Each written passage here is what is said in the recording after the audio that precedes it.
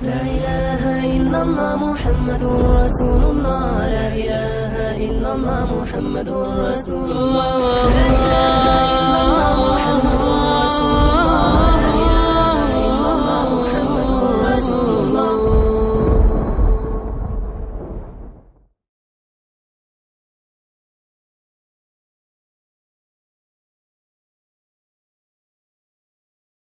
السلام علیکم ورحمۃ اللہ وبرکاتہ۔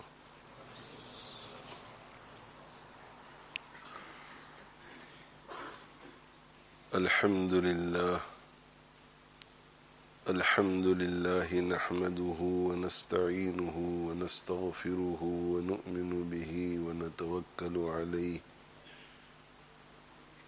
ونعوذ باللہ من شرور انفسنا ومن سیئات اعمالنا من يهده الله فلا مضل له ومن يضلله فلا هادي له ونشهد أن لا إله إلا الله وحده لا شريك له ونشهد أن سيدنا ونبينا ومولانا محمدا عبده ورسوله صلى الله تعالى عليه وعلى آله وأصحابه وبارك وسلم تسليما كثيرا كثيرا. أما بعد، فقال رسول الله صلى الله عليه وآله وسلم: إياك والظن فإن الظن أكذب الحديث، أو كما قال صلى الله عليه وآله وسلم: رب اشرح لي صدري ويسر لي أمري واحلل عقدة من لساني يفقهوا قولي. سبحانك لا علم لنا إلا ما علمتنا إنك أنت العليم الحكيم. اللهم انفعنا بما علمتنا وعلمنا ما ينفعنا. إن الله وملائكته يصلون على النبي يا أيها الذين آمنوا صلوا عليه وسلموا تسليما.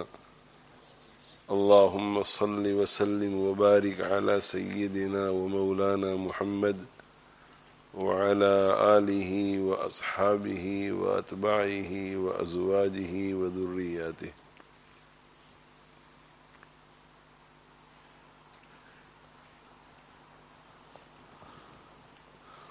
اللہ تعالی شانہ نے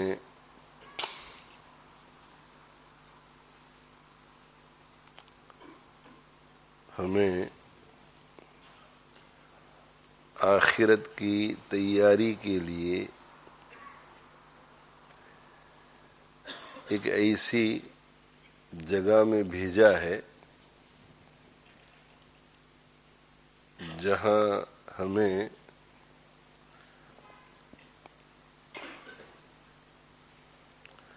بہت سے انسانوں سے واسطہ پڑتا ہے.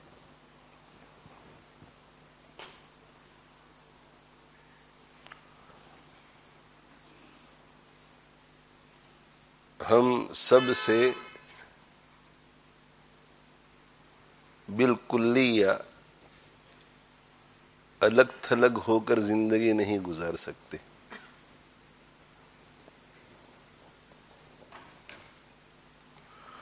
ہم یہ نہیں کر سکتے کہ بس میں اکیلا ہی رہوں گا، کسی سے نہیں ملوں گا.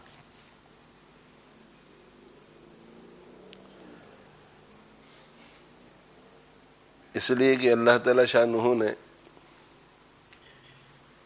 ہماری ایسی ضرورتیں رکھی ہیں کہ جن ضرورتوں کی بنا پر ہمیں دوسروں سے ملنا جلنا ہی پڑتا ہے. کھانا پینا ہماری ضرورت ہے، لباس ہماری ضرورت ہے، گھر ہماری ضرورت ہے، بیمار ہو گئے تو علاج معالجہ ہماری ضرورت ہے. اب سب سے الگ تھلگ ہو کر یہ ضرورتیں پوری نہیں ہو سکتی.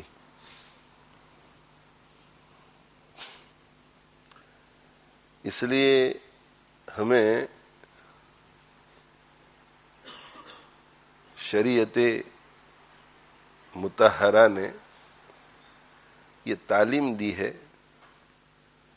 کہ لوگوں سے ملنا جلنا جتنا کم ہو اتنا اچھا ہے.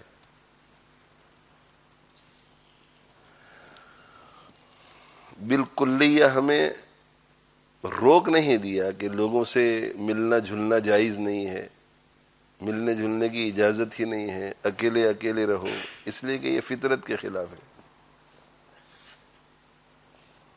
بلکہ حضور اکرم صلی اللہ علیہ وآلہ وسلم نے یہ اعلان فرما دیا کہ لا رہبانیت فی الاسلام، اسلام میں رہبانیت نہیں ہے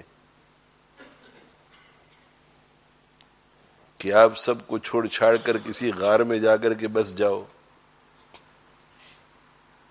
اور اکیلے اکیلے زندگی گزارو، نہ شادی، نہ بچے، نہ کسی سے کوئی معاملہ، نہ خرید و فروخت.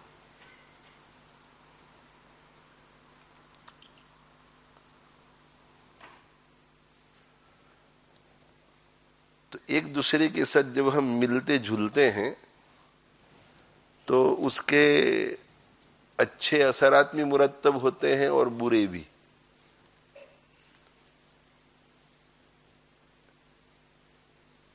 کبھی کبھی ہمیں پہلے سے پتا ہوتا ہے کہ اگر میں یہاں جاؤں گا، ان سے ملوں گا تو مجھے فائدہ ہوگا، میری زندگی پر اچھے اثرات مرتب ہوں گے، اس لیے کہ یہ تقوی والے لوگ ہیں، یہ اللہ والے لوگ ہیں، یہ علم والے لوگ ہیں، یہ فکر آخرت والے لوگ ہیں. اور اگر میں یہاں جاؤں گا، ان کے ساتھ بیٹھوں گا تو میرے اوپر برے اثرات مرتب ہوں گے، اس لیے کہ یہ شرابی ہیں، یہ زانی ہیں، یہ چور ہیں، یہ ڈاکو ہیں، یہ قاتل ہیں.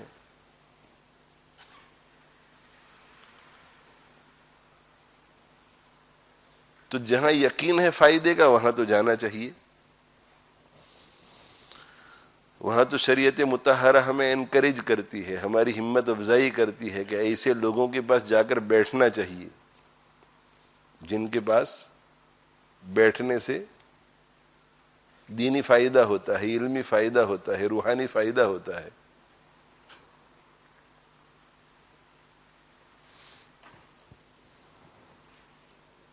حضرت حسین ابن علی رضی اللہ تعالی عنہ، جنہیں دنیا زین العابدین کے لقب سے یاد کرتی ہے، حضرت علی رضی اللہ تعالی عنہ کے صاحبزادے حضرت حسین رضی اللہ عنہ کے صاحبزادے علی ابن حسین، حضرت علی رضی اللہ عنہ کے پوتے،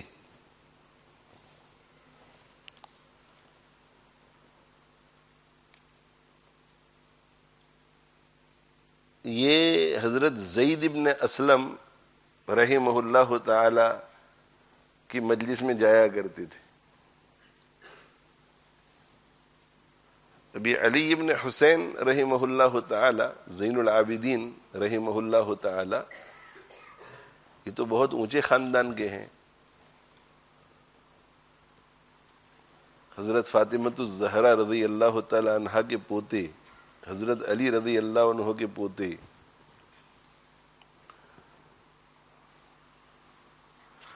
نبوت کے گھرانے کے ایک فرد. اور زید ابن اسلم جو ہے وہ ایک غلام کے بیٹے، اسلم جو ہے وہ حضرت عمر رضی اللہ عنہ کے آزاد کردہ غلام ہیں، ان کے بیٹے زید.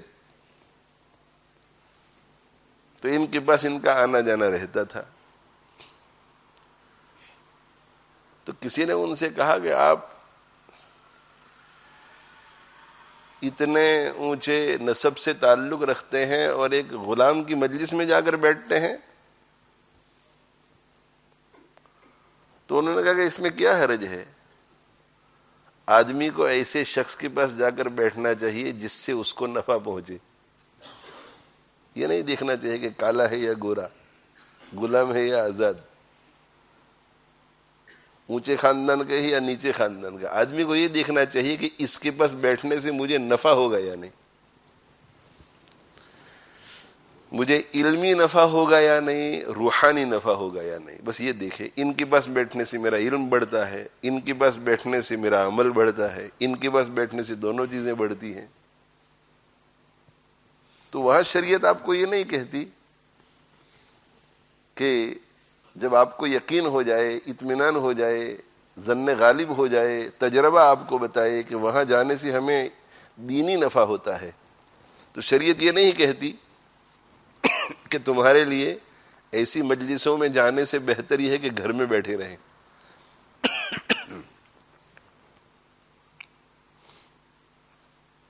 وَلْيَسَعْكَ بَيْتُكَ کا وہاں حکم نہیں ہے.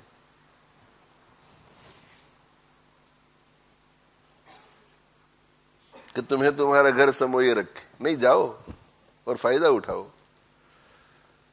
حضرات صحابہ کرام رضوان اللہ تعالی علیہ مجمعین بھی گھروں سے نکل کر جاتے تھے اور اللہ کے نبی صلی اللہ علیہ وسلم سے استفادہ کرتے تھے. گھروں سے نکلتے تھے اور دوسرے بڑے صحابہ سے استفادہ کرتے تھے. حضرت صلی اللہ علیہ وسلم کی وفات کے بعد صحابہ کرام رضوان اللہ تعالی علیہ مجمعین، تابعین، تبع تابعین گھروں سے نکلتے تھے اور ایسے لوگوں کے پاس جا کر بیٹھتے تھے، بلکہ ایسے لوگوں کے پاس مدت گزارتے تھے جن سے ان کو دینی اور علمی نفع ہوتا تھا.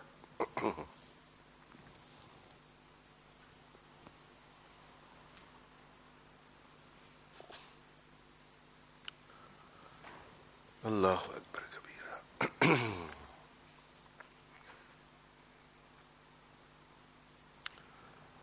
اور ایسے لوگ جن کی صحبت میں بیٹھنے سے دینی نقصان پہنچ سکتا ہے، وہاں بھی یہ نہیں ہے کہ تمہارے لیے الگ تھلگ رہنا، گھروں میں بیٹھے رہنا بہتر ہے ایسے لوگوں کے پاس جانے سے. نہیں، جانا جائز ہی نہیں ہے. ایسی صحبت میں، ایسی مجلس میں بیٹھنے کی اجازت ہی نہیں ہے. فلا تقعد بعد الذکر مع القوم الظالمین.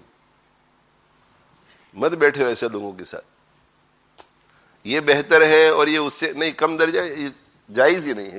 ولی ایسا گھر میں بیٹھے رہو، الگ تھلگ رہو، مسجد میں بیٹھے رہو.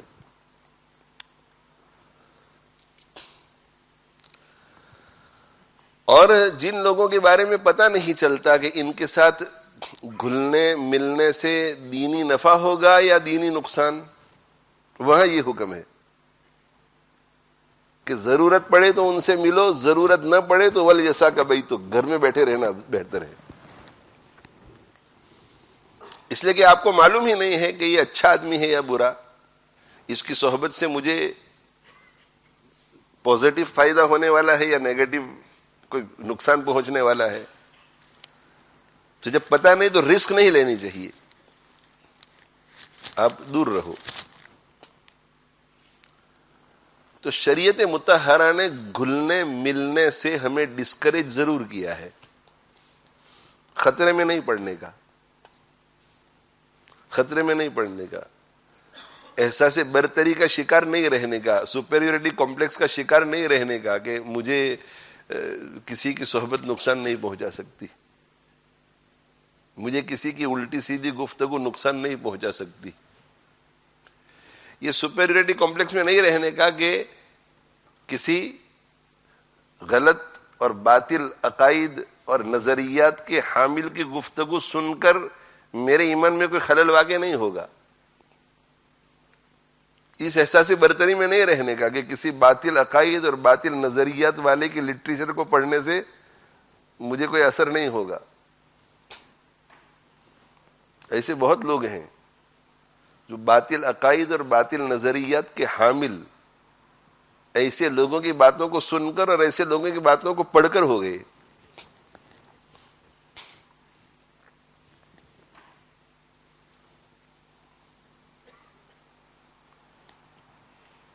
ہمارا دل کی دنیا سے اصل میں تعلق نہیں ہے. دل کی دنیا ہمارا تعلق اس دنیا سے ہے، مٹیریل دنیا سے ہے، اسپریچول دنیا سے ہمارا کوئی تعلق نہیں. اسے مٹیریل دنیا کی ہر چیز ہمیں سمجھ میں آتی ہے، مٹیریل دنیا کی ہر چیز سمجھ میں آتی ہے کہ گرمی بہت ہے، کھڑکی نہیں کھولیں گے تو بہت تکلیف ہوگی، اس لیے کھڑکیوں کو کھولو تاکہ ٹھنڈی ٹھنڈی ہوا آئے. باہر سردی بہت زیادہ ہے، جلدی جلدی کھڑکیاں بند کرو. باہر سردی ہے، کوٹ کے بغیر اگر جاؤں گا تو سردی لگ جائے گی. بارش بہت ہے، رین کوٹ کے بغیر جاؤں گا تو بارش میں بھیگ جاؤں گا، فلو ہو جائے گا.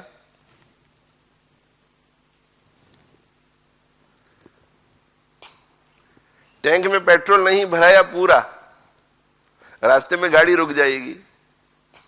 یہ سب چیزیں ہمیں سمجھ میں آتی ہیں، دنیا کی ایک ایک چیز سمجھ میں آتی ہے، اور جہاں سمجھ میں نہیں آتی پوچھ پوچھ کر کرتے ہیں. دل کی دنیا سے ہمارا کوئی واسطہ ہی نہیں ہے، اس لیے روحانیت کے بارے میں، دین کے بارے میں، دل کی دنیا کے بارے میں ہم کسی کو پوچھتے نہیں ہیں.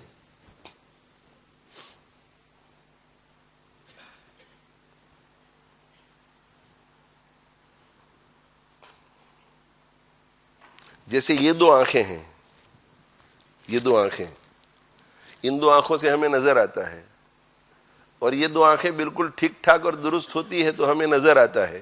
کیا نظر آتا ہے؟ کہ یہ چیز مفید ہے، یہ چیز نقصان دہ ہے. وہ میرا دشمن خنجر لے کے میری طرف آ رہا ہے، مجھے اپنا بچاؤ کرنا چاہیے. وہ میرا دوست میرے لیے کھانا لے کے آ رہا ہے، مجھے اس کی طرف لپکنا چاہیے. میں جنگل میں ہوں اور 1-1.5 گھنٹے کے بعد اندھیرا ہو جائے گا، مجھے جلدی جلدی جنگل سے بستی کی طرف نکل جانا چاہیے.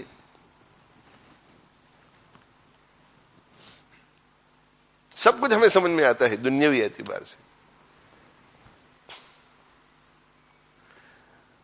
تو جس طرح یہ آنکھیں ہیں، یہ دنیاوی آنکھیں ہیں جو سب کچھ دیکھتی ہیں، نفع نقصان، راستے میں چل چل کھڈا آ رہا ہے، سامنے پتھر گرا ہوا ہے، کیلے کا چھلکا گرا ہوا ہے، نجاست گری ہوئی ہے، تو اپنے آپ کو اس طرح سنبھال کر کے چلتا ہے.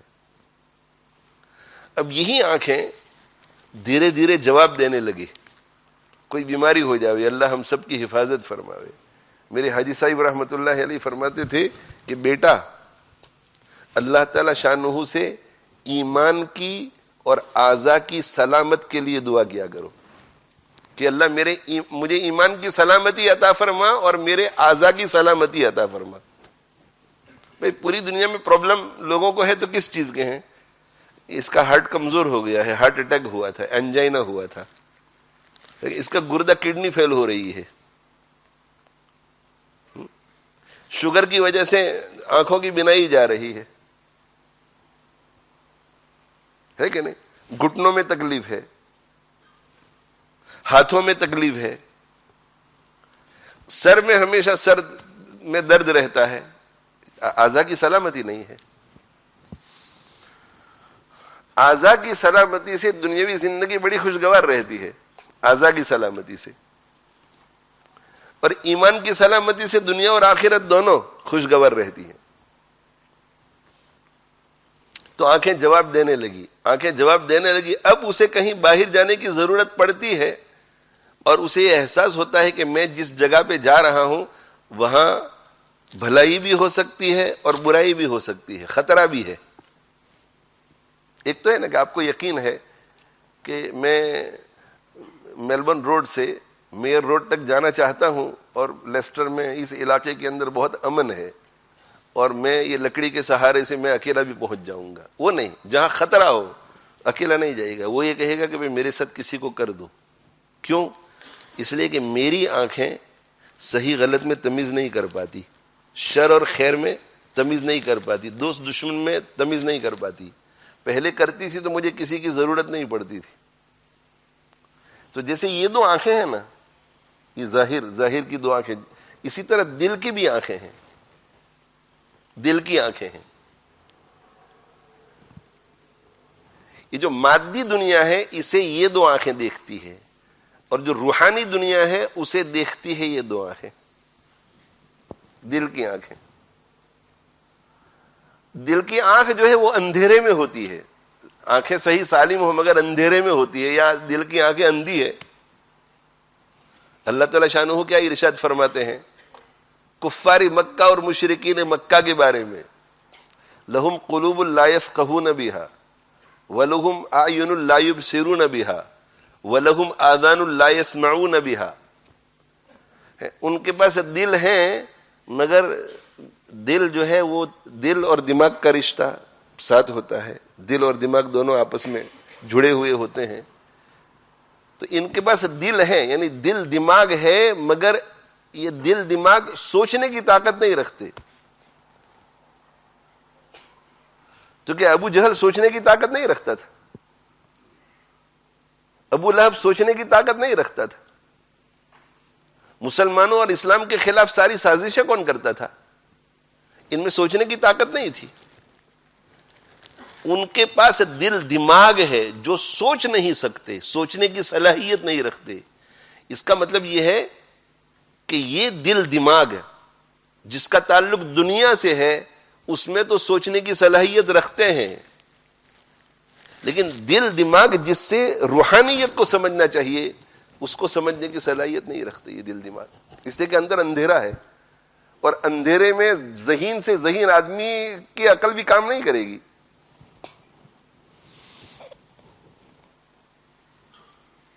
بالکل اندھیرا ہو جائے، اندھیرا نہ ہو اور آپ کی آنکھیں کھلی ہے، ٹریفک جام میں آ گئے تو آپ کی عقل کام کرے گی کہ یہاں سے رائٹ ٹرن لے لو، آگے جا کر کے لیفٹ ٹرن لے لو، یا میں آپ کو نکال دیتا ہوں یہاں سے۔ لیکن اندھیرا ہو گیا ایک دم سے چاروں طرف، اور اتنا اندھیرا کہ آپ کو نظر ہی کچھ نہ آئے کہ سڑکیں کہاں ہیں، آپ کی گاڑی وہیں کی وہیں رکی رہے گی، آپ کتنے ہی ذہین کیوں نہ ہو۔ اندر اندھیرا ہے، اندھیرا ہے اس لیے اندر کی چیزیں ان کو سمجھ میں نہیں آتی۔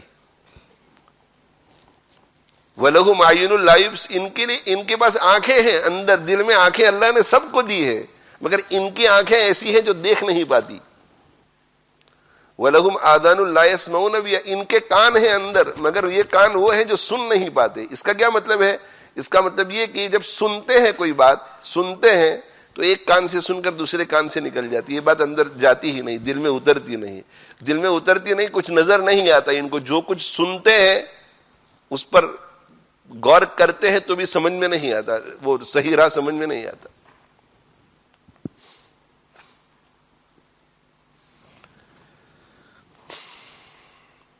اب اندر کی دنیا اندھی ہے، اندر سے آدمی اندھا ہے، اندھا ہے تو اسے سمجھ میں نہیں آئے گا۔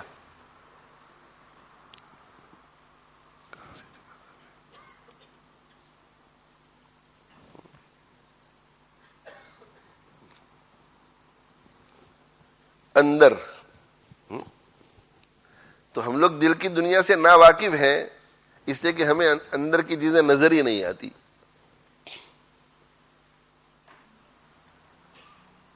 تو بہرحال بات یہ چل رہی تھی کہ یہ ملنا جلنا، ملنے جلنے سے نقصان پہنچتا ہے اور ملنے جلنے سے کبھی کبھی نفع پہنچتا ہے۔ تو یہ باطن کی دنیا سے چونکہ ہمیں تعلق نہیں، اس لیے ہمیں جب ایسا کہا جاتا ہے کہ بجائے لوگوں سے ملنے جھلنے کے بہتر یہ ہے کہ آپ گھر میں بیٹھے رہو، تو ہمیں سمجھ میں نہیں آتا، اس کا فائدہ ہمیں سمجھ میں نہیں آتا، اور باہر جاتے ہیں تو ہمیں نقصان بھی سمجھ میں نہیں آتا، نظر ہی نہیں آتا۔ روحانی دنیا میں جب ہم جاتے ہیں تو ہم بہرے ہیں، اندھے ہیں، بے وقوف ہیں، تو ہمیں کچھ نظر نہیں آتا۔ جب نظر نہیں آتا تو اس قسم کی باتیں جب کہی جاتی ہیں تو سمجھ میں ہی نہیں آتی، نہیں سمجھ میں آتی ہمیں۔ جب کہا جاتا ہے کہ بھائی وَلْيَسَعْكَ بَيْتُكَ، اللہ کے نبی صلی اللہ علیہ وآلہ وسلم نے خود ارشاد فرمایا کہ نجات کے لیے 3 کام کرو، ان میں سے ایک کام کیا ہے؟ اپنی زبان پر کنٹرول رکھو، بغیر ضرورت کے بولو مت، بغیر ضرورت کے مت بولو، اور خیر کے سوا کچھ مت بولو۔ اب آدمی سوچتا ہے کہ اگر میں گناہ کی بات نہ بولوں گناہ کی بات نہ بولوں تو کیا حرج ہے اس میں؟ گناہ کی بات نہ بولوں تو کیا حرج ہے اس میں؟ تو بھائی باتیں جو ہے 3 قسم کی ہیں. ایک تو ثواب کی باتیں ہیں، نیکی کی باتیں ہیں، وہ تو کرنی چاہیے. اس کے بارے میں تو حدیث شریف میں یہ آیا ہے کہ املاء الخیر خیر من السکوت، اچھی بات بولنا یہ خاموش رہنے سے بہتر ہے. خاموشی نہیں، اچھی بات بولنے کا موقع ہے تو بولو، قرآن پڑھنے کا موقع ہے تو پڑھو، حدیث بیان کرنے کا موقع ہے تو بیان کرو، کسی کو تسلی دینے کا موقع ہے تو تسلی دو، کسی کو نصیحت کی بات کہنے کا موقع ہے تو نصیحت کی بات کہو. کوئی آپ سے راستہ پوچھ رہا ہے تو یہ بھی نیکی کا کام ہے، اس کو بھی راستہ بتلاؤ. خیر بولنے کا موقع ہے اس وقت خاموشی نہیں. اور اگر شر بولنے کا موقع ہے تو السکوت خیر من املاء الشر، اس وقت خاموش ہو جاؤ، اس وقت خاموشی اختیار کر لو، شر مت بولو، زبان سے شر مت لاؤ. اور ایسی چیزیں جو خیر بھی نہیں ہے، شر بھی نہیں ہے، مفید بھی نہیں ہے، مضر بھی نہیں، جسے آپ لایانی کہیں گے، لایانی کی باتیں زبان پر، تو لوگ کہتے ہیں کہ اگر بیٹھ کر کے گھنٹوں بھی اگر ہم بات کرتے رہیں تو شر تو ہے نہیں، خیر بھی نہیں ہے مگر شر بھی نہیں ہے. ان باتوں میں نہ ثواب ملتا ہے نہ پکڑ ہوتی ہے، تو حرج کیا ہے؟ یہ ہماری عقل کہتی ہے. لیکن جن کا تعلق دل کی دنیا سے ہے ان کو نظر آتا ہے کہ زبان پر جب لایانی رہتی ہے تو اس کی وجہ سے دل پر گرد و غبار آتا ہے، گرد و غبار آتا ہے.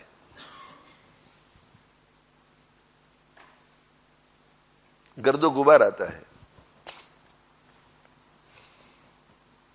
گناہ کرتے ہیں، گناہ کرتے ہیں تو یوں سمجھو کہ آپ دل کے اوپر سیاہ رنگ لگا رہے ہیں، سیاہ رنگ، پکا سیاہ رنگ، گلاس پینٹ لگا رہے ہیں آپ کالا. تو دل کے اوپر اگر کوئی گلاس پینٹ لگاتا ہے تو اسے تو کچھ بھی نظر نہیں آئے گا.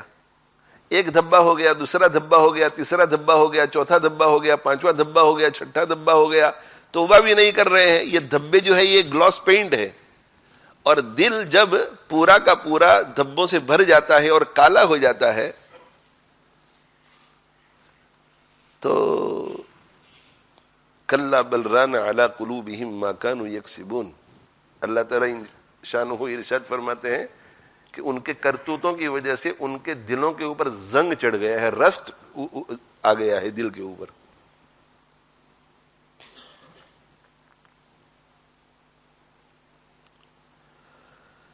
اور اگر لایانی میں آپ مبتلا ہوتے ہیں تو غبار آتا ہے، ڈسٹ آتا ہے، ڈسٹ آتا ہے.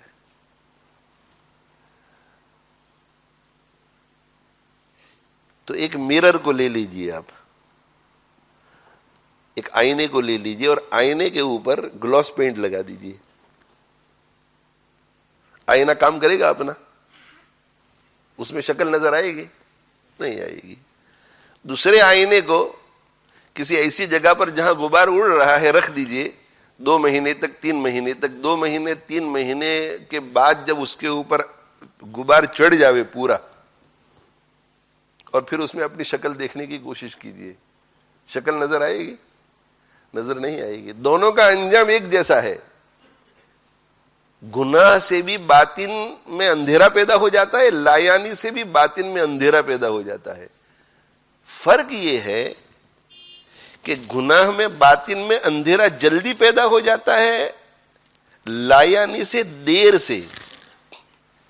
اور گناہ سے جو باطن میں اندھیرا پیدا ہو جاتا ہے اسے دور کرنے کے لیے محنت کرنی پڑے گی، بہت گریا و زاری کر کے صدق کے دل سے توبہ کرنی پڑے گی. جیسے گلاس پینٹ کو اگر صاف کرنا ہو تو بہت محنت کرنی پڑے گی. اور اگر گرد و غبار آ جائے تو ایک ویٹ کپڑا لے کر کے ذرا 8-10 مرتبہ اسے پھیریں گے تو ہو جائے گا، تو دوسری نیکیوں کی برکت سے بھی یہ زائل ہو جائے گا. مگر دل پر اثر ضرور کرتا ہے. میں نے حضرت مولانا ابرار احمد صاحب دھلیوی رحمت اللہ علیہ سے براہ راست سنا ایک شخص امرود بیچتا ہے، امرود گوابا بیچتا ہے، تو یہ فروٹ بیچنے والے، ویجیٹیبل بیچنے والے غریب لوگ یا مارکیٹ میں بار بار پکارتے ہیں اس کا، تو وہ کہتے ہیں کہ امرود امرود امرود امرود امرود امرود امرود امرود، صبح سے شام تک بولتا ہے امرود امرود امرود امرود امرود امرود امرود امرود، اس کے قلب پر ذرہ برابر اثر نہیں آئے گا، اس لیے کہ یہ امرود امرود ضرورت کی وجہ سے بول رہا ہے۔ لیکن ایک شخص بیٹھا ہوا ہے اور بیٹھے بیٹھے ایسے ہی بغیر کسی ضرورت کے اس نے ایک مرتبہ کہا امرود، کا یہ لایا نہیں ہے، اس کا اثر دل پر پڑے گا، یہ لایا نہیں ہے، اس کا اثر دل پر پڑے گا۔ تو جو لایانی میں مبتلا ہوتا ہے اس کے دل کے اوپر لایانی کا غبار آتا ہے، تو غبار کی وجہ سے دھندلا پن آ جاتا ہے، جی دھندلا پن آ جاتا ہے، کلیئرٹی نہیں رہتی، اور کلیئرٹی نہیں رہتی تو پھر یہ ٹھوکر کھاتا ہے اور گناہ میں مبتلا ہوتا ہے۔ اسی لیے حضرت تھانوی رحمۃ اللہ علیہ کیا فرماتے ہیں کہ لایانی کا ایک سرا تو مباح کی طرف ہے، جب آپ لایانی کر رہے ہیں اس وقت تو مباح ہے، لیکن لایانی کرنے کی وجہ سے دل پر غبار آئے گا جس کے نتیجے میں آگے جا کر کے گناہ میں ابتلا ہو جائے گا۔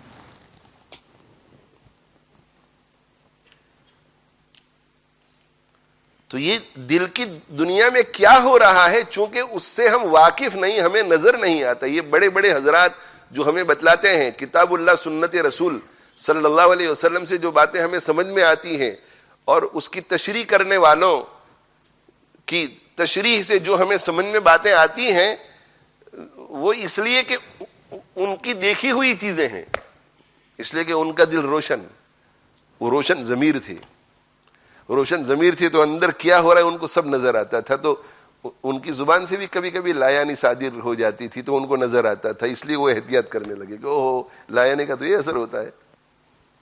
انہوں نے ہمیں پھر بتلایا۔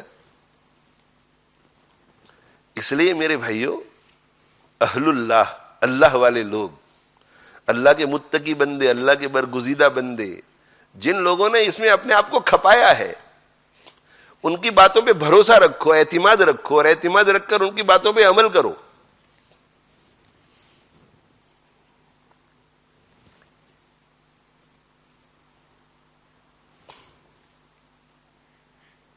ان کی باتوں پہ عمل کرو۔ اللہ والوں کی باتوں پر اعتراض نہیں کیا کرتے، یہ بات ذہن میں رکھو آپ۔ اللہ والوں کی باتوں پر جو اعتراض کرتا ہے، اعتراض کرتا ہے، ایک تو ہے نا کہ سمجھنے کی کوشش، دوسرے کا اعتراض، دل اسے قبول نہیں کرتا، اسے غلط کہتا ہے، اس کے لیے تو بڑا خطرہ ہے، بڑا خطرہ ہے۔ حضرت شاہ وسیع اللہ صاحب رحمۃ اللہ علیہ، حضرت تھانوی رحمۃ اللہ علیہ کے اجل خلفاء میں سے ہیں، بڑے اونچے پائے کے بزرگ تھے، اور علامہ بلیاوی صاحب رحمۃ اللہ علیہ، علامہ ابراہیم بلیاوی رحمۃ اللہ علیہ، جو امام المعقول والمنقول تھے، معقولات میں بھی ید طولہ حاصل تھا اور منقولات میں بھی، ترمذی شریف پڑھاتے تھے دارالعلوم دیوبند میں۔ یہ شاہ وسیع اللہ صاحب رحمۃ اللہ علیہ کے استاد ہیں، علامہ ابراہیم بلیاوی رحمۃ اللہ علیہ، مگر انہیں جب تزکیہ کی اور اپنے اصلاح کی فکر دامن گیر ہوئی، کبھی کبھی ہوتا ہے کہ اصلاح کی فکر تو دامن گیر ہوتی ہے مگر مشغولی ہے، کل کریں گے، پرسوں کریں گے، ترسوں کریں گے، حضرت کے احوال کیا رہے ہوں گے میں اس سے واقف نہیں ہوں، مگر جب ایک فیصلہ کیا کہ اب تو اس دل کو بنانا ہے تیرے قابل مجھے، جب یہ فیصلہ کر لیا تو اب غور و فکر کرنے لگے کہ جتنے مشائخ اس وقت موجود ہیں ان میں سے کس کو اپنا شیخ بناؤں، استخارہ بھی کیا ہوگا، تو فیصلہ یہ کیا کہ میرے شاگرد مولانا وسیع اللہ ہیں، ان سے بیعت ہونا چاہیے۔ علامہ ابراہیم بلیاوی رحمۃ اللہ علیہ اپنے شاگرد شاہ وسیع اللہ صاحب رحمۃ اللہ علیہ سے بیعت ہوئے۔ اللہ اکبر کبیرہ، اللہ اکبر کبیرہ۔ اور ابھی میں وہ جو آنکھوں والی بات کر رہا تھا نا، باطن کی آنکھیں، تو ایک دوسری بات یاد آ گئی، وہ بھی میں عرض کر دوں. شاہ وسیع اللہ صاحب رحمۃ اللہ علیہ فرماتے تھے خود کہ کچھ لوگ میرے بارے میں تنقید کر رہے تھے کہ وسیع اللہ ایسا ہے اور وسیع اللہ ایسا ہے اور وسیع اللہ ایسا ہے اور وسیع اللہ ایسا ہے. تو کہا کہ علامہ ابراہیم بلیاوی رحمۃ اللہ علیہ نے سنی ان کی بات، وہ تو میرے استاد ہوتے ہیں، میرے مرید بھی ہو گئے تھے، انہوں نے سنی یہ بات، تو انہوں نے بلا کر کے ڈانٹا انہیں، اور انہوں نے کہا کہ تمہاری اوقات کیا ہے کہ تم وسیع اللہ کے بارے میں تنقید کرتے ہو؟ تمہارے پاس تو وہ آنکھیں ہی نہیں ہے جو وسیع اللہ کو پہچان سکے.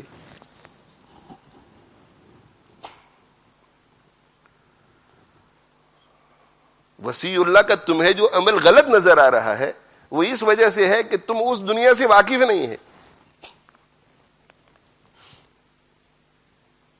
تو کبھی کبھی ایسا ہوتا ہے کہ انسان جو ہے وہ ظاہری آنکھوں سے اور ظاہری عقل سے سوچتا ہے اور دیکھتا ہے، اور باطن کی آنکھیں اور باطن کی عقل ابھی کھلی نہیں ہے، اس لیے اللہ والوں کے اعمال کو دیکھ کر، افعال کو دیکھ کر کے اسے غلط فہمی ہو جاتی ہے، اور وہ ایسا سمجھنے لگتا ہے کہ کتاب اللہ اور سنت رسول صلی اللہ علیہ وسلم کی روشنی میں یہ فعل غلط ہے، حالانکہ وہ فعل غلط نہیں ہوتا.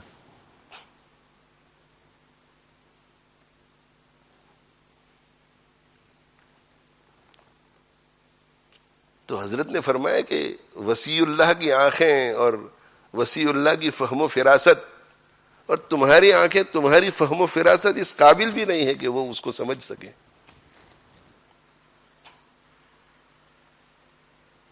تو شاہ وسیع اللہ صاحب رحمۃ اللہ علیہ نے لکھا ہے کہ 3 حضرات جو ہیں وہ ایک اللہ والے کے پاس، ایک بزرگ کے پاس جا رہے تھے. 3 حضرات دوست تھے تینوں، یا تینوں ایک ساتھ ہو گئے، راستے میں قافلہ بن گیا. تو ایک دوسرے سے پوچھا کہ جانے کی غرض کیا ہے؟ تو ایک نے کہا کہ میں تو بھائی دنیا کے لیے جا رہا ہوں، میں اس بزرگ کے پاس اس لیے جا رہا ہوں کہ ان کی خدمت میں جا کر کے عرض کروں گا کہ حضرت میرے لیے دعا فرما دیجئے کہ اللہ تعالیٰ مال میں برکت دے، دنیا میں برکت دے، عزت میں برکت دے. میں تو بھائی سچی بات ہے کہ دنیا کے لیے جا رہا ہوں. جاتے ہیں بزرگوں کے پاس لوگ دنیاوی برکات حاصل کرنے کے لیے، اس میں بھی کوئی حرج نہیں ہے. وہ اس لیے جاتے ہیں کہ اندر کی آنکھیں بالکل کچھ دیکھ ہی نہیں رہی ہے، تو ان کو پتہ ہی نہیں کہ کس چیز کے لیے محنت کرنی چاہیے. جیسے ہم لوگ ہیں، اندر کی آنکھیں ہماری اندھی ہیں، تو ہم بھی رات دن دنیا کی ترقی میں پڑے ہوئے ہیں. یعنی جو دیندار لوگ ہیں، دیندار لوگ، ان میں سے بھی بہت سارے دین کے ذریعے دنیا حاصل کرنا چاہتے ہیں. نمازیں اگر پڑھیں گے تو خوب برکت ہوگی مال میں، تجارت میں. فلاں بزرگ اگر ہمارے گھر میں آئیں گے تو خوب برکت ہوگی. فلاں بزرگ سے تعلق رکھیں گے، ان کی خدمت کریں گے تو وہ خوش ہو جائیں گے، دعائیں کریں گے تو مال بڑھے گا.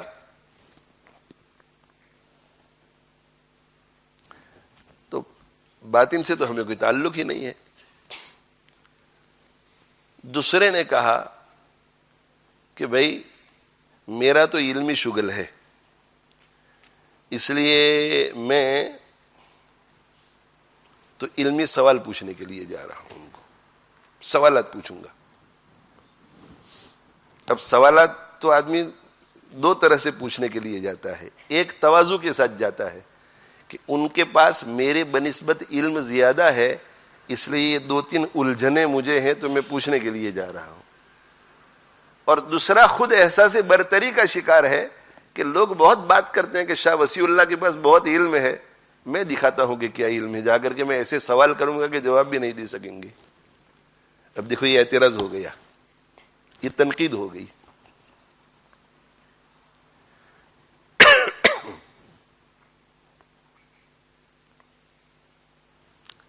تیسرے صاحب سے پوچھا کہ آپ کیوں جا رہے ہیں؟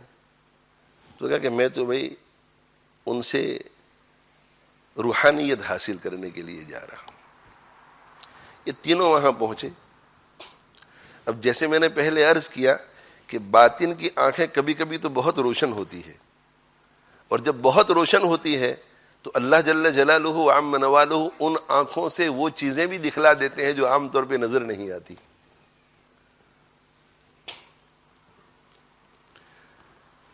تو پہلے شخص کی طرف دیکھ کر کے حضرت نے فرمایا کہ بھئی جاؤ، اللہ تم کو بہت دنیا دے گا، اتنی دنیا دے گا کہ لوگ دیکھتے ہی رہ جائیں گے. تیسرے شخص سے کہا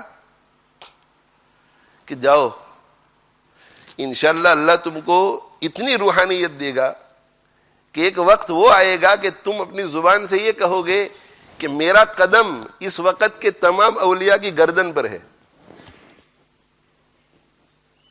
اس کا مطلب ہے کہ آپ کو سب سے اللہ تعالیٰ فائق بنائیں گے ولایت میں، باقی سب نیچے ہوں گے آپ کے. اور تیسرے کی طرف دیکھ کر کے کہا کہ تم مجھ سے یہ سوال پوچھنا چاہتے تھے، اس کا جواب یہ ہے، اور تم مجھ سے یہ سوال پوچھنا چاہتے تھے، اس کا جواب یہ ہے، اور تم مجھ سے یہ سوال پوچھنا چاہتے تھے، اس کا جواب یہ ہے، اور تم مجھ سے یہ سوال پوچھنا چاہتے تھے، اس کا جواب یہ ہے. جتنے سوالات اس کے ذہن میں وہ تیار کر کے لایا تھا حضرت کو الجھن میں ڈالنے کے لیے، سب کے سامنے ذلیل کرنے کے لیے، ان سب کے جوابات دے دیے. اور پھر حضرت نے فرمایا کہ تم چونکہ معترض بن کر آئے تھے، اس لیے میں تم پر کفر کا خطرہ محسوس کر رہا ہوں. اور ہوا ایسا ہی. وہ دنیا میں بہت ترقی کر گئے، یہ روحانیت میں بہت ترقی کر گئے، اور وہ کفر میں مبتلا ہو گئے.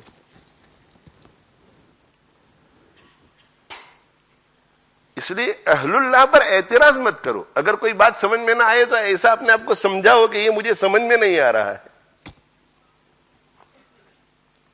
یہ بات مجھے سمجھ میں نہیں آ رہی ہے.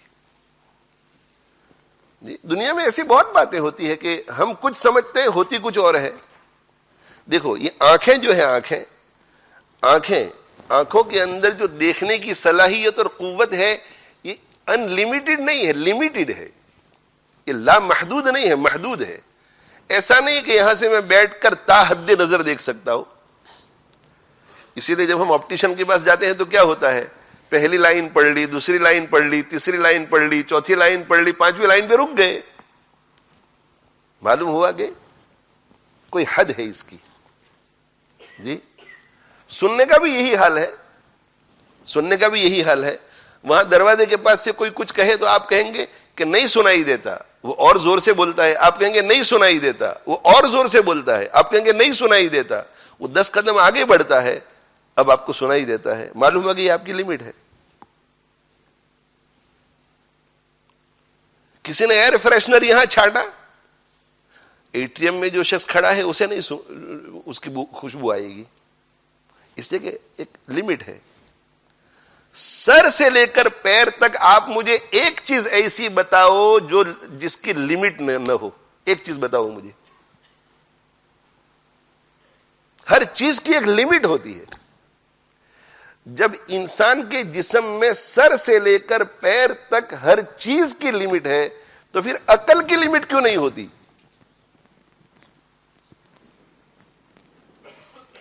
عقل کے بھی لمیٹیشنز ہے، عقل بھی لامحدود نہیں، اس کی بھی ایک حد ہے. اس حد پہ جا کے اسے رکنا ہی پڑتا ہے اور یہ کہنا پڑے گا کہ یہ میری عقل سے ماورا ہے، یہ میری عقل سے ماورا ہے. 3 سال کے بچے کو وہ چیز سمجھ میں نہیں آتی جو 8 سال کے بچے کو سمجھ میں آتی ہے، اور 8 سال کے بچے کو وہ چیزیں سمجھ میں نہیں آتی جو 15 سال والے کو سمجھ میں آتی ہے. جو ڈاکٹر کو سمجھ میں آتا ہے وہ پیشنٹ کو سمجھ میں نہیں آتا، جو لوئر کو سمجھ میں آتا ہے وہ کلائنٹ کو سمجھ میں نہیں آتا، جو مفتی کو سمجھ میں آتا ہے وہ مستفتی کو سمجھ میں نہیں آتا. کیوں نہیں مانتے؟ دنیاوی معاملات میں ہم مانتے ہیں کہ یہ میری عقل سے ماورا ہے، it is beyond the faculty of intellect. دنیاوی چیزوں میں مانتے ہیں، آخرت کے معاملے میں کیوں نہیں مانتے؟ آخرت کے معاملے میں ہر چیز کی ہر چیز کی وجہ، ہر چیز کی حکمت، ہر چیز کا وزڈم سمجھنے کی کیوں کوشش کرتے ہیں جبکہ اللہ نے بتلائی نہیں ہے؟ اللہ تعالی شانہ نے پیغمبروں کو وحی لے کر اسی لیے تو بھیجا اسی لیے تو بھیجا کہ تمہاری عقل کی ایک حد ہوتی ہے، تو وہاں جب عقل پہنچ جاتی ہے تو آگے تمہیں کیا کرنا ہے کیسے پتا چلے گا؟ وہ وہی تم کو بتلائے گی۔ 5 سینسز کی ایک لمٹ ہوتی ہے، 5 سینسز کی لمٹ جہاں ختم ہو جاتی ہے وہاں عقل کام کرتی ہے، عقل کام کرنا شروع کرتی ہے، اور عقل کی لمٹ ختم ہو جاتی ہے وہاں وہی کام کرنا شروع کرتی ہے۔ جیسے عقل سے سمجھی جانے والی چیزوں کو حواس سے خمسہ اور 5 سینسز سے سمجھنے کی دنیا میں کوئی کوشش نہیں کرتا، تو وہی کو عقل سے سمجھنے کی کیوں کوشش کرتے ہیں؟ آمنا وصدقنا، ہم ایمان لے آئے اور ہم نے تصدیق کر لی۔ صدق اللہ وصدق الرسول صلی اللہ علیہ وسلم، اللہ نے سچ کہا اور رسول صلی اللہ علیہ وسلم نے سچ کہا۔ اور پھر اللہ کے رسول صلی اللہ علیہ وسلم کے بعد اللہ تعالی شانہ دنیا میں ایسے نیک اور برگزیدہ بندوں کو بھیجتا ہے جن پر دنیا کی دوسرے ارباب علم جو بڑے بڑے اتھارٹیز سمجھے جاتے ہیں وہ اعتماد کرتے ہیں کہ ان کی بات اس فیلڈ میں معتبر ہے، یہ اس فیلڈ میں ماہر ہے۔ تو ایسے لوگوں کی باتوں پر ہم اعتماد کیوں نہیں کر سکتے؟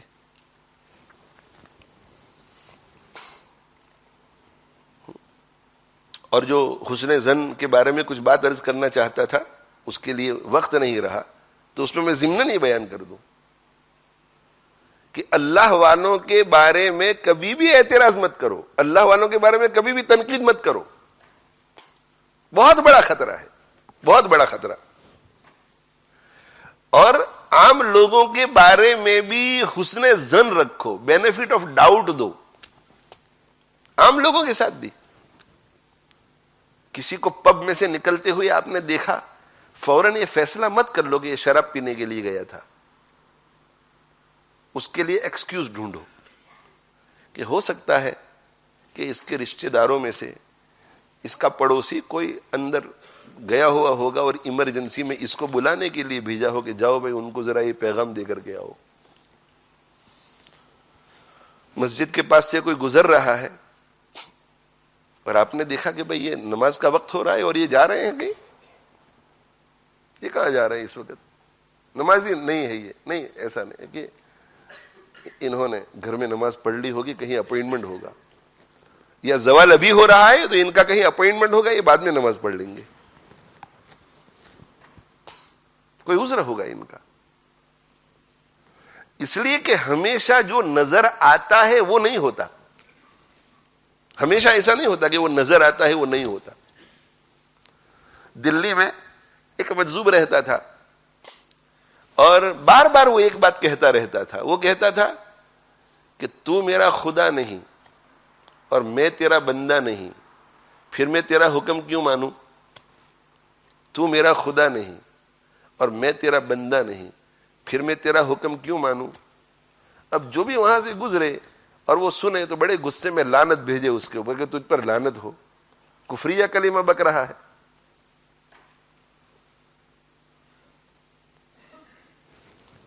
ایک دن ایک شخص وہاں سے گزرا، اس نے کہا کہ آپ ایسا کیوں بولتے رہتے ہیں کہ تو میرا خدا نہیں، میں تیرا بندہ نہیں، پھر تیرا میں حکم کیوں مانوں؟ تو اس مجذوب نے کہا کہ اللہ تمہیں جزائے خیر دے، پورے دلی میں اتنے مہینوں کے بعد ایک شخص تو ملا جس نے مجھے پوچھا کہ میں کیا کہہ رہا ہوں اور کیوں کہہ رہا ہوں۔ کہ بس جو بھی آتا ہے میرے اوپر لعنت بھیج کے جاتا ہے، جو بھی آتا ہے میرے اوپر لعنت بھیج کے جاتا ہے، جو بھی آتا ہے میرے اوپر لعنت بھیج کے جاتا ہے۔ کہ میں انسان ہوں اور ہر انسان میں نفس ہے اور وہ نفس خواہشات کی طرف بلاتا ہے، تو میں نفس سے مخاطب ہوں کہ تو میرا خدا نہیں، میں تیرا بندہ نہیں، پھر میں تیری اطاعت کیوں کروں؟ دیکھو دکھتا گیا تھا اور نکلا گیا۔ جو نظر آتا ہے وہ ہوتا نہیں، بہت سی دفعہ اللہ والوں کے بارے میں بطور خاص ان کا خصوصی تعلق اللہ سے ہوتا ہے. وہ کس وقت کیا کر رہے ہیں, کیوں کر رہے ہیں, وہ ہمیں سمجھ میں نہیں آتا. اس کے لیے ہمیں دوسرے اہل اللہ کو پوچھنا پڑتا ہے. اور دوسرے اہل اللہ, میں صرف علماء نہیں کہہ رہا ہوں, ایسے علماء جو اہل اللہ ہوں, ایسے علماء جو محققین صوفیہ ہو, ان سے ہمیں پوچھنا پڑتا ہے کہ فلاں بزرگ ایسا بولتے ہیں, فلاں بزرگ ایسا کرتے ہیں, سمجھ میں نہیں آتا ہمیں, وہ آپ کو سمجھائیں گے. ایک کتاب ارواح ثلاثہ, حضرت تھانوی رحمۃ اللہ علیہ نے اسے چھپوائی ہے. تو ارواح ثلاثہ میں بزرگوں کے واقعات ہیں. تو بزرگوں کے واقعات میں بہت سی ایسی جگہیں آتی ہیں کہ جہاں ہمیں اعتراض ہوتا ہے, یعنی پڑھتے ہی اعتراض ہوتا ہے کہ یہ کچھ عجیب سا معلوم ہو رہا ہے, یہ خلاف شرع معلوم ہو رہا ہے, یہ اسلامی سوچ کے خلاف معلوم ہو رہا ہے. تو حضرت تھانوی رحمۃ اللہ علیہ جو ہے وہ نیچے فٹ نوٹس لکھی ہے, حاشیہ لکھا ہے. تو ارواح ثلاثہ کو جب ہم پڑھتے ہیں تو ہمیں اعتراض ہوتا ہے. حضرت تھانوی رحمۃ اللہ علیہ کا نیچے ایکسپلینیشن پڑھتے ہیں تو اشکال دور ہو جاتا ہے. کیوں بھائی؟ اس لیے کہ جن کے واقعات ہیں وہ بھی اللہ والے ہیں, اور حضرت تھانوی رحمۃ اللہ علیہ بھی صوفی محقق ہے, عالم محقق ہے. اس لیے وہ ان کی بات کو سمجھ سکتے ہیں, اس لیے کہ وہ جس دنیا میں گزر کر ان باتوں کو کہہ رہے ہیں اور کر رہے ہیں, حضرت تھانوی رحمۃ اللہ علیہ اس دنیا کو دیکھ چکے ہیں. اس سے ان کو سمجھ میں آتا ہے کہ یہ اس وقت کس مرحلے پر ہے, کہاں ہے, ایسا کیوں بول رہا ہے اور ایسا کیوں کر رہا ہے.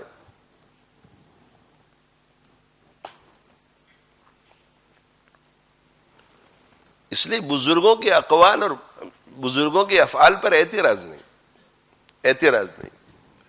جو علماء محققین ہیں, صوفیائی محققین ہیں, میں ان کی بات کر رہا ہوں جن کو بڑوں کی طرف سے اجازت ملی ہے, اور صرف اجازت نہیں, ان پر بڑوں کا اعتماد بھی ہے, ان پر بڑوں کا اعتماد ہے, ان کی طرف علماء کا رجوع ہے, بڑے بڑے علماء انہیں ثقہ سمجھتے ہیں. تو ہمیں ایسا سوچنا چاہیے کہ کیا پدی کا شوربہ ہے, میری حیثیت ہی کیا ہے. اتنے بڑے بڑے لوگ ان کو بڑا مانتے ہیں, اتنے بڑے بڑے لوگ ان کو اہل اللہ میں شمار کرتے ہیں, اور ان کو پتا بھی ہے کہ یہ جو کچھ میرے سامنے ہے وہ ان کو بھی پتا ہے.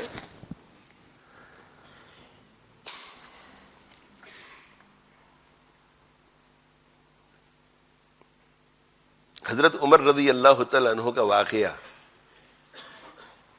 آپ نے سنا ہے, بہت مشہور ہے, مگر وہ انصاف کے ضمن میں سنا ہے آپ نے, عدل و انصاف. آج میں دوسرے زاویے سے اسے سنانا چاہتا ہوں. حضرت عمر رضی اللہ عنہ خطبے کے لیے کھڑے ہو گئے, اور آپ نے فرمایا کہ اسمعوا واطیعوا, میری بات سنو اور اس پہ عمل کرو, بات سنو اور مانو. ایک صاحب کھڑے ہو گئے اور کہا کہ نہیں سنیں گے اور نہیں مانیں گے.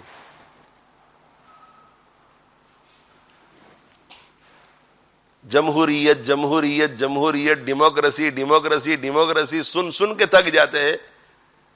اور جمہوریت اور ڈیموکریسی میں عوام کی خدمت ہم کرتے ہیں, ہم عوام کے نمائندہ ہے, عوام کے چنیدہ ہے.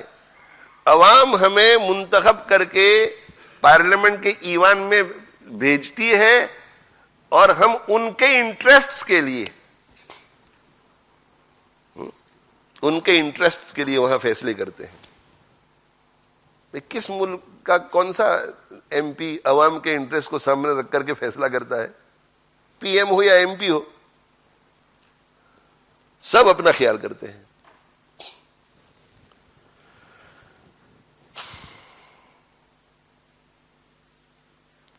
ڈیموکریسی یہ ہے, جمہوریت یہ ہے جس میں ہر شخص بول سکتا ہے. حضرت عمر رضی اللہ عنہ کا رعب اتنا تھا کہ مجال ہے کہ کوئی کچھ بول سکے, لیکن سب کو پتا تھا کہ حق بات بولنے پر عمر کچھ نہیں کرتے. اس سے کھڑا ہو گیا اور اس نے کہا کہ لا نسمع ولا نطیع. خطبے کے دوران آپ کہتے ہیں کہ سنو اور مانو, نہ ہم سنیں گے نہ ہم مانیں گے آپ کی بات. اب جب پرسنل بات ہوتی تھی تو حضرت عمر رضی اللہ عنہ کبھی خفا نہیں ہوتے تھے. ایک پرسنل اٹیک تھا, اس کا دین سے کوئی تعلق نہیں تھا. تو بہت نرمی کے ساتھ پوچھا کہ بھئی کیا بات ہے, کیوں انکار کر رہے ہو سننے اور اطاعت کرنے سے. تو کہا کہ مال غنیمت میں چادریں آئی تھیں اور آپ نے چادریں تقسیم کی تھیں, تو ہم میں سے ہر ایک کو ایک ایک چادر ملی ہے. آپ ممبر پہ کھڑے ہیں, ہمیں نظر آ رہا ہے کہ آپ نے تو 2 چادریں پہنی ہیں اسی قسم کی. وہ مارکیٹ میں ایک ہی قسم کی چادریں بار بار ملتی ایسا نہیں ہوتا تھا, ایک میک کی اچانک آ جاتی تھی تو اندازہ ہو گیا کہ ہم سب کو ایک ایک چادر ملی ہے, آپ نے 2 چادریں پہنی ہے. جو امیر المومنین عدل و انصاف کے ساتھ تقسیم نہیں کرتا وہ اطاعت کے لائق نہیں ہے. ہم آپ کی بات نہیں مانتے. کہا اچھا یہ بات ہے. کہ عبداللہ ابن عمر ہے؟ کہا کہ ہیں, بیٹھے ہوئے ہیں. کھڑے ہو جاؤ عبداللہ. اور کہا کہ اس کا جواب تو عبداللہ دیں گے, اس کا جواب عبداللہ دیں گے. تو عبداللہ ابن عمر نے کہا کہ اصل میں مسجد میں آنے کی ابا تیاری کر رہے تھے اور اس چادر کو ابا نے پہنا, اور اس چادر کو پہننے کے بعد دوسری چادر ڈھونڈی تو ملی نہیں. ہو سکتا ہے کہ اس کو دھونے کی ضرورت پیش آئی ہے, جو کچھ بھی ہو. تو میں نے کہا کہ ابا آپ یہ میری چادر پہن لو. تو ایک انہوں نے اپنی پہنی ہے اور ایک میری پہنی ہے. تو وہ صاحب کہنے لگے کہ اب آپ خطبہ دیجیے, اب ہم سنیں گے بھی اور کہنا بھی مانیں گے. یہ ہے اسلام کا عدل و انصاف. اور یہ قصہ آپ نے پہلے بھی سنا ہوگا عدل و انصاف کے ضمن میں. لیکن میں اس سے کیا ثابت کرنا چاہتا ہوں, جو دکھتا ہے وہ ہوتا نہیں.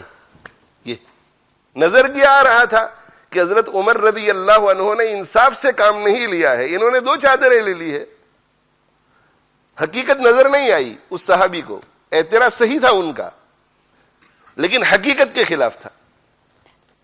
جب حضرت عمر رضی اللہ تعالیٰ نے وضاحت کر دی تو معاملہ صاف ہو گیا. ایک اللہ والے تھے, بزرگ آدمی تھے, باطن کی آنکھیں بہت روشن تھی ان کی. انہوں نے دیکھا کہ ایک صاحب ہیں وہ کسی کے ساتھ کوئی معاملہ کر رہے ہیں. حالت منکشف ہوئی ان پر, جا رہے تھے اور نظر آ رہے تھے کہ وہ دونوں گفتگو کر رہے ہیں. وہ تاجر جو ہے تجارت کر رہا ہے اور جو گاہک ہے, کسٹمر ہے, وہ خرید رہا ہے. تو جاتے جاتے ان پر حالت منکشف کی اللہ نے, اور دیکھا کہ لاکھوں کروڑوں کا معاملہ طے ہو رہا ہے. اب لاکھوں کروڑوں کا معاملہ طے ہو رہا ہے, دکان کے اندر کھڑے ہیں, تو نظر کیا آ رہا ہے کہ بڑا دنیا دار ہے, دین سے تو اس کا کوئی تعلق نہیں ہوگا. اللہ تعالی شانہ نے اس کے قلب کی حالت منکشف فرمائی. جب قلب کی حالت منکشف ہوئی تو پتا چلا کہ ایک لمحے کے لیے بھی غفلت نہیں تھی. سودا کر رہا تھا لاکھوں اور کروڑوں کا, اور جس وقت وہ لاکھوں کروڑوں کا سودا کر رہا ہے عین اس وقت اس کے قلب کی حالت یہ ہے کہ وہ مسلسل ذکر میں مشغول. بھئی نظر کیا آ رہا ہے آپ کو؟ نظر یہ آ رہا ہے کہ دنیا دار ہے, دکان میں بیٹھا ہوا ہے, کروڑوں کا سودا کر رہا ہے, لاکھوں کا سودا کر رہا ہے. اور جو نظر نہیں آ رہا ہے وہ کیا ہے کہ اس کا دل تو اللہ سے جڑا ہوا ہے. خلوت در انجمن ہے, خلوت در انجمن, انجمن محفل میں بھی خلوت, محفل میں بھی دل اللہ سے جڑا ہوا ہے, محفل میں بھی دل اللہ سے لگا ہوا ہے.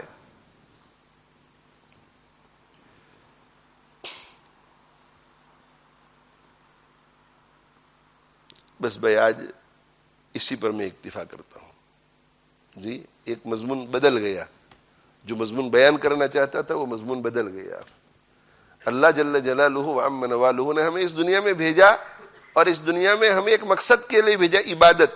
لیکن ہمیں بنایا ایسا کہ اللہ تعالیٰ شانہ نے ہمیں بنایا ایسا کہ بغیر اختلاط کے, بغیر میل جول کے ہم اس دنیاوی زندگی میں نہیں رہ سکتے. اگر کوئی کہے کہ میں ایک کونے میں ہی بیٹھا رہوں گا, کسی سے ملوں گا نہیں, وہ نہیں رہ سکے گا, وہ نارمل لائف نہیں جی سکے گا.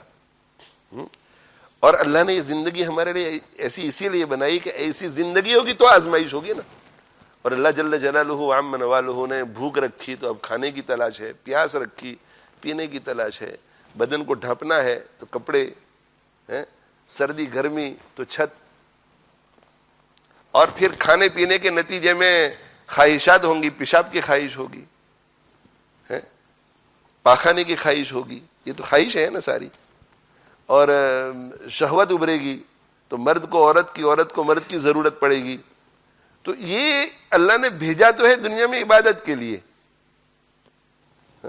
اللہ نے دنیا میں بھیجا تو ہے عبادت کے لیے، لیکن عبادت سے زیادہ دوسرے کاموں میں مشغول ہونا پڑا. اصل اللہ نے کیوں بھیجا ہے؟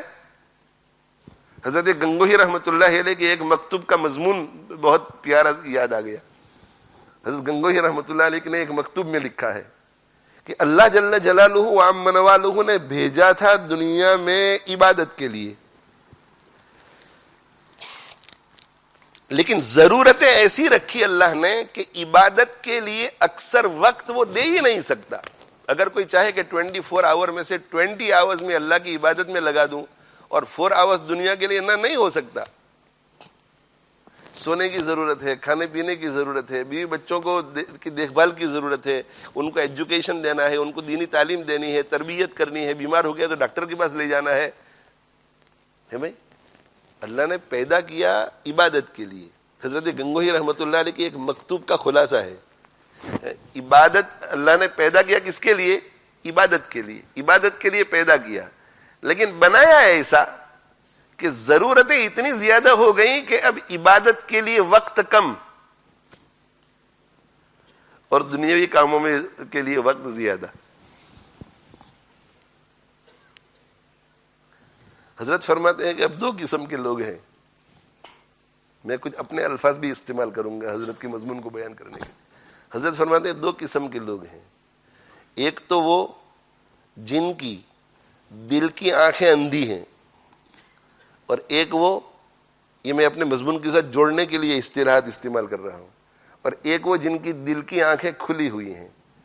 جن کی دل کی آنکھیں اندھی ہیں ان کو تو یہ نظر آیا کہ اللہ نے تو صرف 5 وقت کی نمازوں کے لیے کہا ہے، تو 5 وقت کی نمازیں ہم پڑھ لیتے ہیں تو ہماری عبادت ہو گئی. اللہ نے تو ہمیں سال میں 1 مرتبہ زکوٰۃ دینے کے لیے کہا ہے، زکوٰۃ دے دیا تو عبادت ہو گئی. اللہ نے زندگی میں 1 مرتبہ حج کے لیے کہا ہے، زندگی میں 1 مرتبہ حج کر لیا تو حج عبادت ہو گئی. اللہ نے پورے سال میں 1 مرتبہ روزوں کے لیے کہا ہے تو پورے سال میں 1 مرتبہ روزہ ہو گیا تو عبادت ہو گئی. اندر سے اندھے، اس لیے ان کو صحیح نظر نہیں آیا.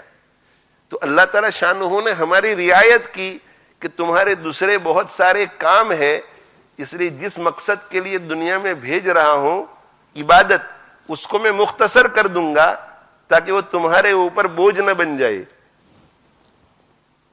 تو عبادتیں بہت کم کر دی، جو فرائض اور واجبات ہیں وہ بہت کم، حرام اور مکروہات تحریمیہ بہت کم، باقی سنن مستحبات نوافل بہت سارے. اب اس میں سے آپ کو اختیار ہے، جس کو جتنا وقت مل جائے وہ کرے. تو اللہ نے ہماری ضرورتیں بہت زیادہ ہوں گی اس لیے عبادت بہت مختصر کر دی. تو ان کو کیا نظر آ رہا ہے؟ جن کی آنکھیں اندھی ہے، مانوی دنیا ان کو نظر نہیں آتی، تو ان کو نظر کیا آتا ہے؟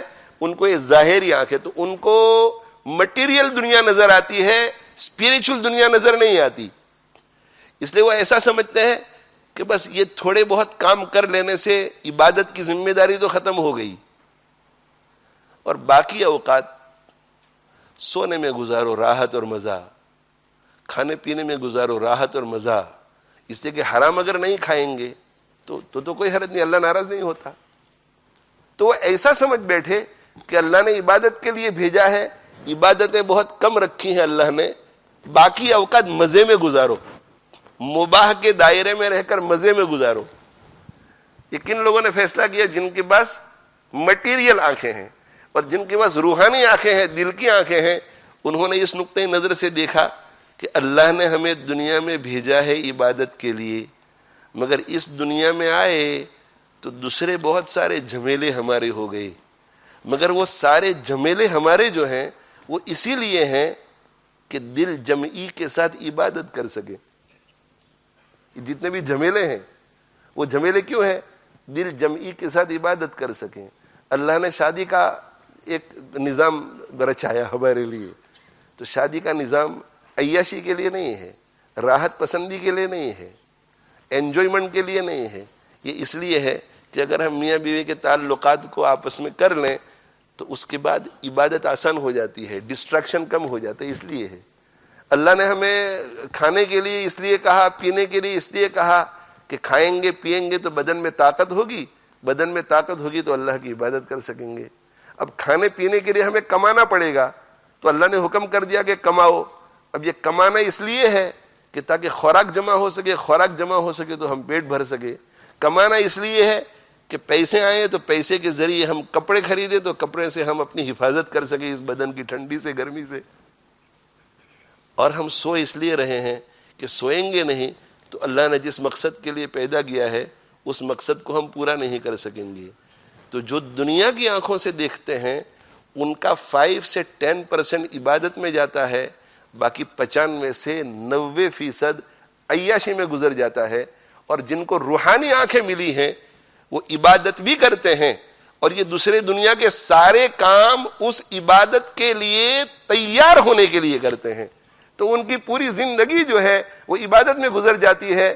تو اللہ تعالیٰ شانہ نے جس مقصد کے لیے پیدا کیا ہے اس مقصد میں 24 گھنٹے ان کے گزر جاتے ہیں.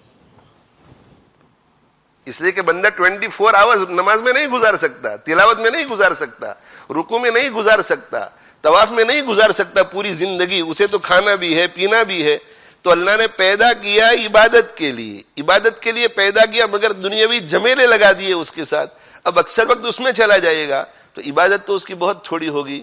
تو اللہ نے جن کو بصیرتیں دی ہیں وہ عبادت بھی کرتے ہیں اور عبادت کے علاوہ دنیا کے جتنے جھمیلے ہیں ان میں مشغول ہوتے ہیں عبادت کی نیت سے کہ اگر ہم یہ کام کریں گے تو عبادت میں دل جمی ہوگی، ہم یہ کام کریں گے تو گناہ سے بچیں گے، اگر ہم یہ کام کریں گے تو مکروہ تحریمی سے بچیں گے، یہ کام کریں گے تو فرض ادا کر سکیں گے، یہ کام کریں گے تو واجب ادا کر سکیں گے. تو ان کی پوری زندگی جو ہے وہ کیا ہو جاتی ہے جی؟ عبادت ہو جاتی ہے. تو اصل میں میرے بھائیوں اللہ نے ہمیں دنیا میں عبادت کے لیے بھیجا اور یہ جھمیلے رکھے، یہ جھمیلے. اب ان جھمیلوں میں ہم پھنسے ہوئے ہیں تو ان جھمیلوں میں ہمیں اختلاط، ایک دوسرے کے ساتھ ملنا بھی ضروری ہے. ملنے میں یہ خدشہ رہتا ہے کہ جب ایک دوسرے کے ساتھ ملیں گے، معاملہ کریں گے تو ہو سکتا ہے کہ راستے میں کوئی ملا، آپ نے کہا السلام علیکم ورحمۃ اللہ وبرکاتہ، اس نے جواب ہی نہیں دیا آپ کو. کہتے ہیں بدگمانی مت کرو، ایسا سوچو کہ بیچارے نے سوچا ہی نہیں، سنا ہی نہیں ہوگا. ایسا ہوتا ہے، بہت قریب سے آدمی گزر جاتا ہے مگر غم ایسا ہے اس پر، دل پر کسی چیز کا کہ اسے سنا ہی نہیں دیتا کہ کس نے سلام کیا ہے مجھے. ہوتا ہے ایسا. ہو سکتا ہے کہ سرن اس نے جواب دے دیا ہو. ہاں، یہ اس طرح کے لوگوں کے ساتھ حسن ظن رکھو، لوگوں کے ساتھ پازیٹیو سوچ رکھو. ہاں، پازیٹیو سوچ، حسن ظن رکھنے سے ہمارے دوست بھی بڑھ جائیں گے. حسن ظن رکھنے سے ہمارے دل میں بغض بھی کسی کا نہیں آئے گا، ہمارے دل میں نفرت بھی کسی کی نہیں آئے گی، ہمارے دل میں سب کی محبتیں رہیں گی اور ہمارے دوست بھی بہت ہوں گے، ہم ہر ایک کو اپنا سمجھیں گے. اور اگر بدگمانی، سسپیشس تھاٹس کی عادت پڑ گئی تو بغض رہے گا، نفرت رہے گی، حسد رہے گا، کینہ رہے گا، پھر غیبت ہوگی، پھر تہمت لگائی جائے گی، بہتان. اور پہلی صورت میں سکون ہی سکون، دوسری صورت میں بے سکونی ہی بے سکونی. اور یہ عام مسلمانوں کی بات ہو رہی ہے. جہاں تک اللہ والوں کا تعلق ہے تو اللہ والوں سے تو بدگمانی بہت ہی خطرناک ہے، بہت خطرناک ہے. اللہ تعالی شانہ خود انتقام لیتے ہیں. من عادی لی ولیا فقد آذنتہ بالحرب. حدیث قدسی میں اللہ تعالی شانہ خود ارشاد فرماتے ہیں کہ جو میرے ولی سے دشمنی کرتا ہے، میرے ولی پر اعتراض کرتا ہے، میرے ولی پر تنقید کرتا ہے، دل میں میرے ولی کے بارے میں برائی رکھتا ہے، تو میری طرف سے اس کو اعلان جنگ ہے، میری طرف سے اعلان جنگ. اور جب اللہ کسی پر وار ڈکلیئر کرے اس کے بچنے کا کیا امکان ہے؟ اور اللہ جب کسی پر وار ڈکلیئر کرے اور اس کو نقصان پہنچائیں گے، وار ڈکلیئر کریں گے تو نقصان، اور سب سے بڑا نقصان کسی کو کیا پہنچایا جا سکتا ہے؟ سب سے بڑا نقصان ہے کہ اس کا ایمان سلب کر لے. سب سے بڑا نقصان تو دینی نقصان ہوگا اس کا. اس لیے ہمیں اہل اللہ سے، بڑوں سے حسن ظن رکھنا چاہیے. اگر کسی کی کوئی بات سمجھ میں نہ آئے تو کسی دوسرے اللہ والے سے پوچھنا چاہیے. اللہ تعالی شانہ مجھے آپ کو عمل کی توفیق عطا فرماوے. وآخر دعوانا ان الحمد للہ رب العالمین وصلی اللہ علی نبینا محمد وعلی آلہ واصحابہ اجمعین۔ اللہ تعالی ہم سب کے لیے ان باتوں کو بے نافع بنائے۔ اللہم لک الحمد کما انت اہلہ فصل وسلم علی سیدنا محمد کما انت اہلہ وفعل بنا ما انت اہلہ فإنک اہل التقوی واہل المغفرہ۔ ربنا اغفر لنا وتب علينا إنك أنت التواب الرحيم اللهم اقسم لنا من خشيتك ما تحول به بيننا وبين معاصيك ومن طاعتك ما تبلغنا به جنتك ومن اليقين ما تهون به علينا مصائب الدنيا ومتعنا اللهم بأسماعنا وأبصارنا وقواتنا أبدا ما أحييتنا واجعله الوارث منا واجعل ثارنا على من ظلمنا ولا تجعل مصيبتنا في ديننا ولا تجعل الدنيا أكبر همنا ولا مبلغ علمنا ولا إلى النار مسيرنا واجعل الجنة هي دارنا اللهم ربنا تقبل منا إنك أنت السميع العليم وتب علينا إنك أنت التواب الرحيم رب اغفر وارحم وأنت خير الراحمين اللهم كل خير لكل مسلم ومسلمة سبحان ربك رب العزة عما يصفون وسلام على المرسلين والحمد لله رب العالمين وآخر دعوانا أن الحمد لله رب العالمين برحمتك يا أرحم الراحمين.